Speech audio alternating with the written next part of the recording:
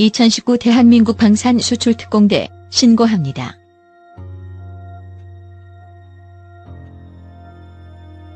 소형 무장 헬기, 유도폭탄, 지대공 미사일, 장갑차, 자주대공포 지난해 실현만큼 성장.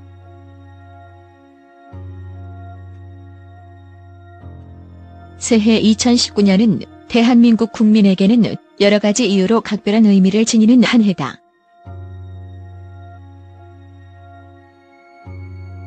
역사적으로는 헌법에 명시된 대한민국의 시발점인 3.1운동 100주년이 되는 해로 그 의미가 매우 깊으며, 군사적으로는 지난 한 해 지속적으로 완화된 남북한의 군사적 긴장이 한반도의 비핵화에 실체적인 도움을 줄 수 있을지 그 귀추가 주목되는 해이기도 하다.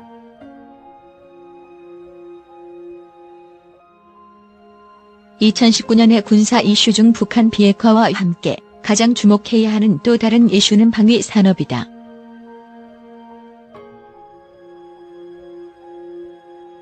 대한민국의 방위 산업은 방치된 적성 물자와 대외 군사 원조에만 의존하던 비참한 상황에서 시작, 1974년 율곡 사업의 우여곡절을 거쳐 2000년대부터 수입만 하는 국가에서 수출을 할 수 있는 국가로 발전하여 지금에 이르고 있다.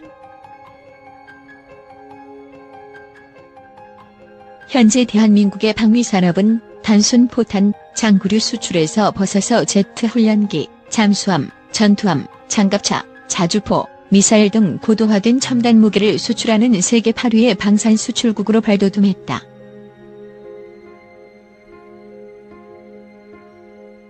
(2017년) 기준 방위산업 수출액은 31억 달러에 이르니 조선, 반도체, 자동차 산업보다 훨씬 작은 수준이지만 세계 방위산업 시장에서는 상당히 큰 플레이어인 셈이다.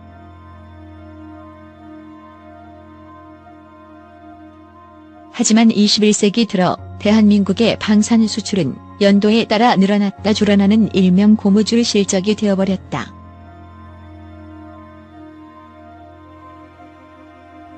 방산 수출에서 가장 많은 지분을 차지하고 있는 대형 무기 도입 사업의 수출이 몇 년에 한 번씩 성공하기에 대형 고급 무기 체계의 방산 수출 계약 한두 건에 따라 전체 수출 실적이 좌우되기 때문이다.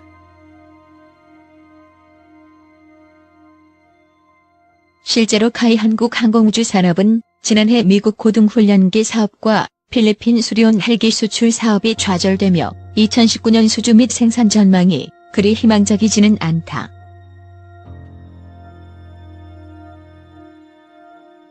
하지만 2019년 대한민국의 방위 사업의 수출 전망이 어두운 것만이 아니다. 여러 방위산 업체들이 제한적인 국내 수요를 넘어선 시장을 찾기 위한 도전이 계속되고 있는 까닭에서다.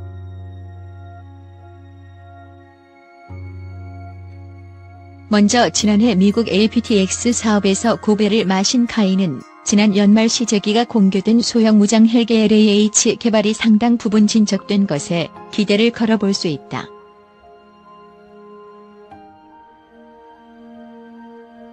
카이의 또 다른 핵심 연구 개발 사업인 보람의 KF-X 전투기보다 더 빨리 완성될 것이기 때문이다.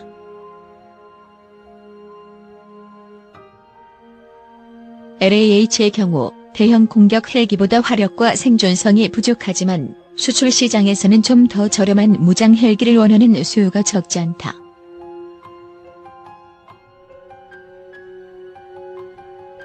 LAH는 무장, 전자장비의 상당 부분이 국산이고 엔진과 핵심 부품 대부분은 유럽산이기에 부족한 구형 무장 헬기를 보유한 국가나 무장 헬기를 새롭게 확보하고 싶은 나라들을 상대로 세일즈를 벌여볼 만하다.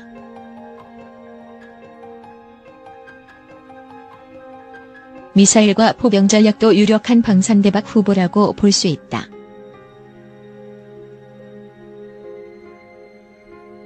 이미 KGB GPS 유도폭탄과 현궁 휴대용 대전차 미사일이 성공적으로 수출되어 실전에서 사용되기까지 했으니 이 실전 기록을 바탕으로 중동 및 제3세계 국가의 수출을 의욕적으로 추진할 법하다.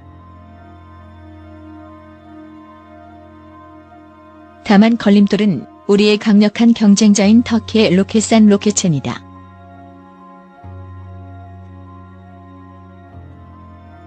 로켓사는 터보 GPS 유도 폭탄, 4.12 유도 로켓, 케라크 대전차 미사일 등을 제작하여 우리 미사일의 주력 상품들과 가격과 성능 측면에서 상당히 유사하다.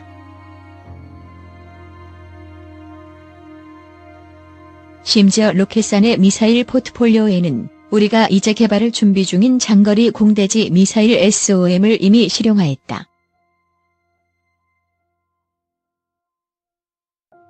이런 상황에서 이스라엘이나 미국 같은 방산 선진국은 정밀 유도 무기의 사거리는 더욱 늘리면서 경제성을 확보하는 방안으로 유도 무기와 미사일을 개발하고 있다.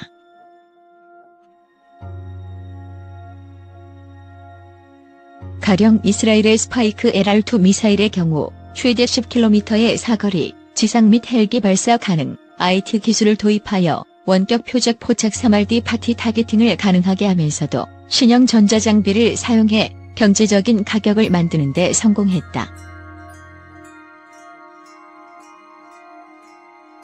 우리 방위 산업체도 모듈형 탐색기 설계, 저가 고정밀 탐색 기술, 다목적 탄두 기술을 연구하여 하나의 미사일이 아닌 여러 미사일에 동시에 기술을 적용, 경쟁자로부터의 기술 우위를 확보할 필요가 있다.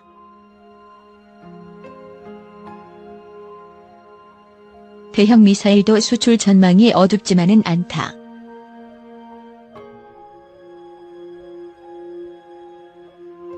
지대공 미사일 장비는 수년째 수출을 의욕적으로 추진 중인 분야 중 하나로 특히 지난해 양산에 대해 다소간 논쟁이 되었던 철매 2, 핍 지대공 미사일이 2019년 국방 예산에서 원안 그대로 통과된 점은 수출에 큰 도움이 될 것이다.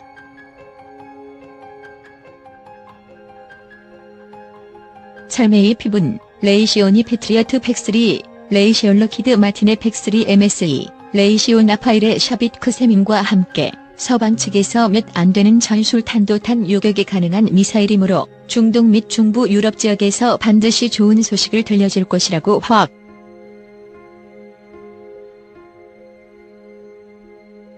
국내 방위 산업의 수출 도전자 중 가장 기대할 만한 것은 신형 수출형 지상 장비이다.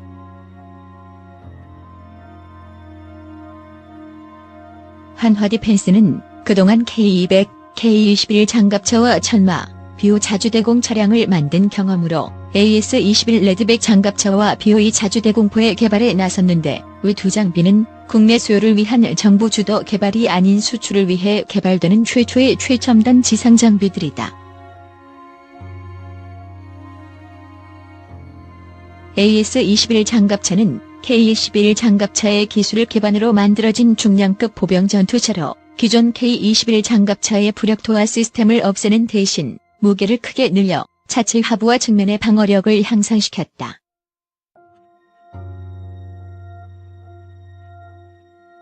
또한 K-21의 장착을 고려했으나 예산 문제로 실현되지 못한 여러 장비들을 가지고 있는데 가격적으로는 기존 K-21보다 다소 비싸지만 그만큼 성능 향상의 폭이 커 사실상 K-21과 다른 장갑차로 분류해야 된다.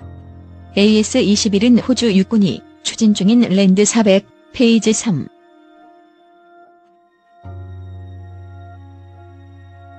BOE 역시 국방부와 ADD의 요구가 아닌 업체가 세계 시장을 노리고 야심차게 자체 개발 중인 장비로 기존의 자주대공포인 BO와 자주대공 미사일 차량인 천마를 모두 대체할 수 있도록 한 자주대공포 차량이다.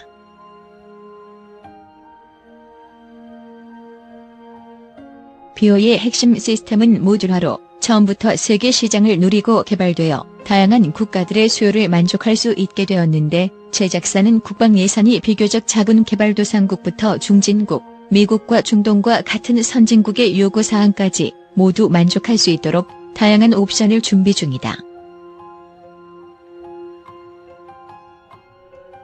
가령 BOE는 자륜형 장갑차, 궤도식 장갑차, 대형 트럭, 견인형 등으로 다양한 플랫폼에서 운용할 수 있을 뿐만 아니라 수요자의 요구에 따라 기관총과 미사일, 조준 탐색 장비, 레이더를 자유롭게 선택할 수 있다.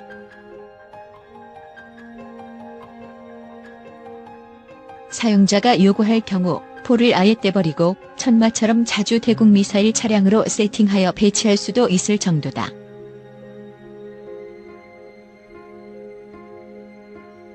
2019년 대한민국 방위산업은 장밋빛 전망만 있는 것은 아니다.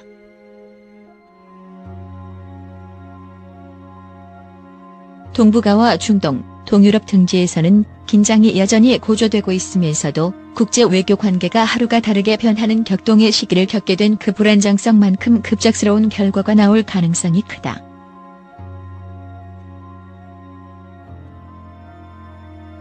그럼에도 불구하고 새 세계 방산 시장은 우리에게 있어서 큰 도전을 하기 적절한 시기라고 볼 수 있다.